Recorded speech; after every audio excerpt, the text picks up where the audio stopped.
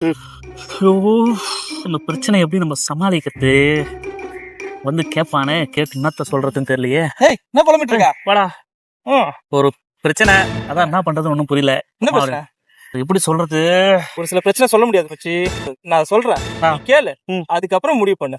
இது ஒரே டிப்ரெஷன். ம். வேலையில பிரச்சனை ஆயிடுச்சு. இது கோயிலுக்கு போயிட்டு ஆபீஸுக்கு போனா வந்து பார்த்தா செருப்பை காணும். ஆ, ஒரு செருப்பு தான் இருக்கு, ஒரு செருப்பை காணும். ஐ. ஒரு செருப்பை நாய் தூக்கி போயிட்டு இருக்கு. ம். சரி ஓகே, கடுப்புல என்ன பண்ண, சரி ஓகே கோயிலுக்கு போயிடலாம். ம். போனா எல்லாம் செருப்பா இருக்கு. கோயிலுக்கு போனா ஜோடி செருப்பு தாண்டா இருக்கும். இருக்கும், நம்ம செருப்பு இல்ல அதெல்லாம். பார்த்தேன், எல்லா செருப்பையும் களைச்சு போட்டேன். அட. களைச்சு போட்டு ஓரமா வந்து ஜம்முன்னு கையை கட்டி நின்றேன். வெளில வந்தாங்க, பார்த்தவன் எல்லாம் கடுப்பாயிட்டான். நான் சந்தோஷமாயிட்டேன். அவ்வளவுதான் மச்சி. நம்ம பிரச்சனை இன்னொருத்தன் தலை ஏத்திட்டு நம்ம கம்முன்னு வந்துடணும் ஜாலியா. சிம்பிள். ஓ, சரி மச்சி. நான் என்ன நினைச்சேன் அப்படின்னா, உங்ககிட்ட இருந்து ஒரு 1 லட்ச ரூபா வாங்கினேன் இல்லையா? ஆமாண்டா, அதை கேட்க ஆக்சுவலா வந்தேனே. என்னாச்சு? அது ஃப்ரெண்டுக்காக வாங்கி கொடுத்தேன். சரி, ஆனா அவன் வந்து இப்ப போன் எடுக்க மாட்டான் மச்சி. என்னடா சொல்ற? இந்த பிரச்சனை பத்தி தான் பேசுறேன். சூப்பர்ரா.